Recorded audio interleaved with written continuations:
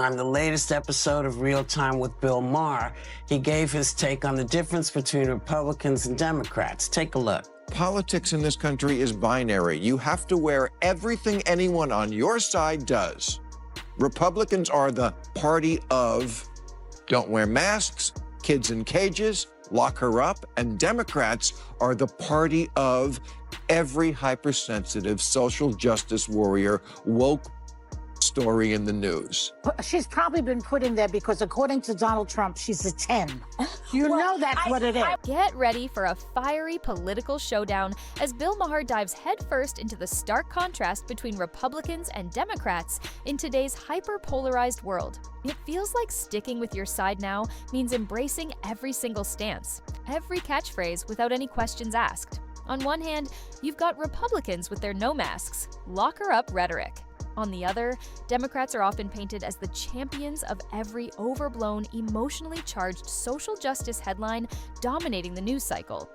At times, it feels like some individuals are given their spotlight for reasons that have nothing to do with merit. To borrow a phrase from Donald Trump, some are elevated simply because they're a flawless 10.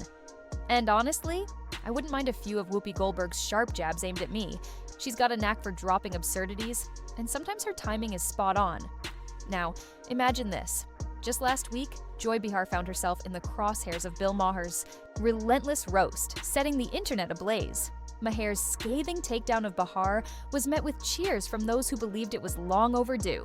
So, what did Behar say to set Maher off? How did he dismantle her arguments so effectively that woke Twitter was in full meltdown mode? She's probably been put in there because, according to Donald Trump, she's a 10.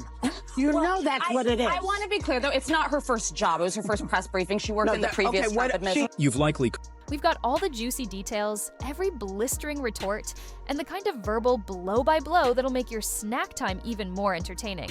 Buckle up. This is one episode you won't want to miss. If you've been online recently, you've probably already seen the clip.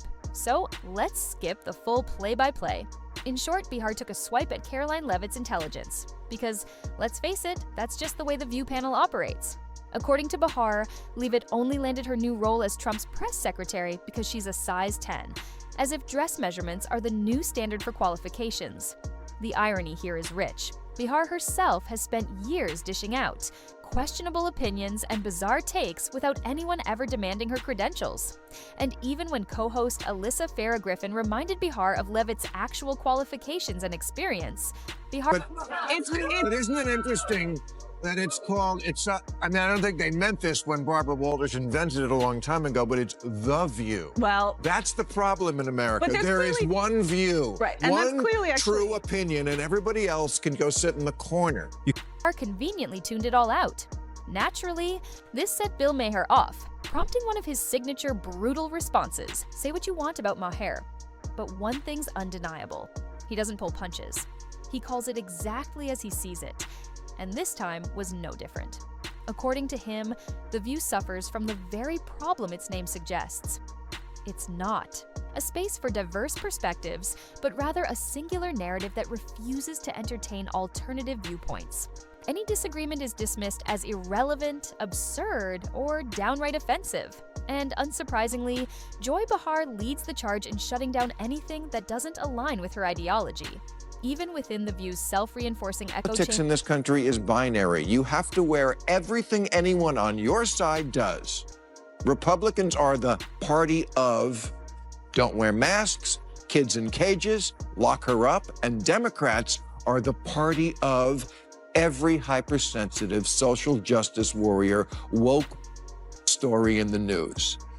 They're the party that disappears people or tries to make them apologize for ridiculous things.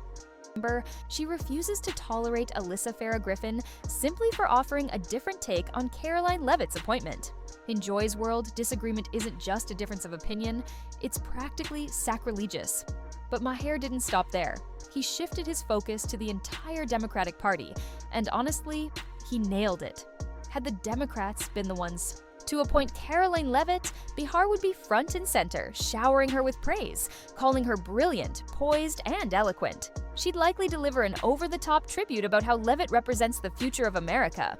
But because Leavitt got the role under Trump, suddenly none of that matters. Instead, Behar reduces her to a dress size, because apparently that's all that matters when it comes to discourse on The View. Let's be real, if anyone else reduced a woman's accomplishments to her appearance, Behar would be leading the— Is she really a 10? We'll be right back. No, Jesse was a 7. Joy Behar calls her a 10.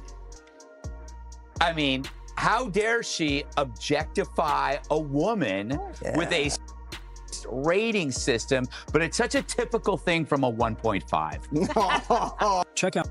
Charged for outrage, demanding apologies and cancellations. Yet, when her own side plays the same game, she conveniently looks the other way. The hypocrisy is glaring. Maher wasn't alone in calling this out. Greg Gutfeld also weighed in with a scathing critique of Behar's performative antics. He nailed it. Joy Behar's reduction of Leavitt's success to her looks implies that no woman can truly advance on merit unless she's a Democrat.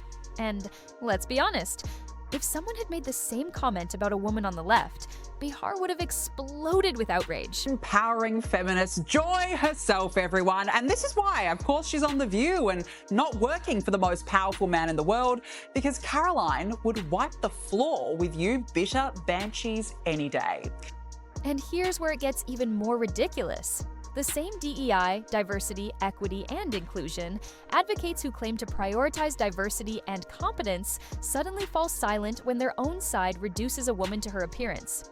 Meanwhile, Leavitt is out there at the White House, skillfully handling press briefings, proving she knows her stuff. But instead of acknowledging her competence, Behar resorts to petty jabs. Maybe it's jealousy, as Gutfeld suggests. After all, he even quipped that Behar is 1.5 light years away from a perfect score, which might explain her bitterness toward Leavitt in the first place. A recent report has all but confirmed what we've suspected. Joy Behar is simmering with— What now? So, if you don't like Kamala Harris's weird cackling, it's because you fear her in the boudoir? Huh? That's a theory there, Joy. I feel like, given her personal history, I mean, Willie Brown and all, that's probably not what people are thinking about Kamala Harris when they are thinking about that type of activity, but sure, go with that. envy. While Caroline Leavitt is working for the world's most influential leader, Behar is still shouting over her cackling co-hosts on a daytime talk show. In Behar's mind, Leavitt is just some upstart who hasn't earned her place. But, conveniently, she overlooks one simple fact. It's not about age. It's about intelligence, capability, and, dare we say, competence. Leavitt possesses all three. And that, more than anything, is what fuels Behar's resentment. If Leavitt were a 25-year-old liberal, Behar would be singing her praises as a trailblazer for young women. Instead, because Leavitt dares to think for herself, she's dismissed as nothing more than her looks. Perhaps Behar is just upset that her own resume wouldn't even qualify her for a receptionist job at the White House, let alone a role leading a press— What really ticks me off about him, though, is this laughing Kamala remark. It's such a remark, because a guy I was with over the weekend, a friend of mine, they said Kamala's laugh annoys me. Remember they said that about Hillary's laugh, that she was cackling. And men, you know, they don't like a funny woman. They're afraid if you laugh or you make a joke, that maybe you'll do that when they're in bed with you. It's like this fear. Briefing. And if you think this is an isolated case, think again. Behar has a history of making absurd statements, like calling people sexist for not enjoying Kamala Harris's laugh. Yes, you heard that right. According to Behar, disliking the vice president's laugh is now considered misogyny. It would be laughable if it weren't so ridiculous. The View's hosts have a habit of pulling wild accusations out of thin air. Seriously, how does Behar even arrive at the conclusion that disliking someone's laugh is a sign of misogyny? Does that pass as logical reasoning, or did she just string together some words and hope no one would challenge her? Ben Shapiro wasn't having it. He called out the absurdity for what it was. According to him, disliking Harris's laugh isn't some deep-seated sign of sexism. It's just an honest reaction. Not every critique is part of some grand conspiracy against women. Sometimes a laugh is just annoying. But of course, the woke mob refuses to accept that. Instead, they twist even the mildest critique into accusations of sexism, racism, or whatever ism fits the moment. If you don't enthusiastically cheer every move of their chosen icons, you're instantly branded a terrible person. Dislike? A laugh? You're a misogynist. Question a policy? You're a bigot. Prefer black coffee?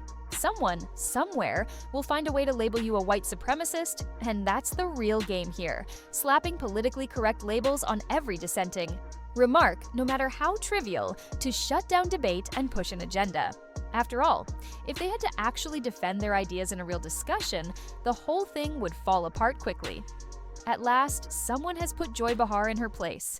The hypocrisy, the double standards, and the sheer nonsense, it's all been exposed. And if history is any indication, The View's hosts will be back at it tomorrow, peddling another round of performative outrage, and we'll be here, calling it out. Stay tuned.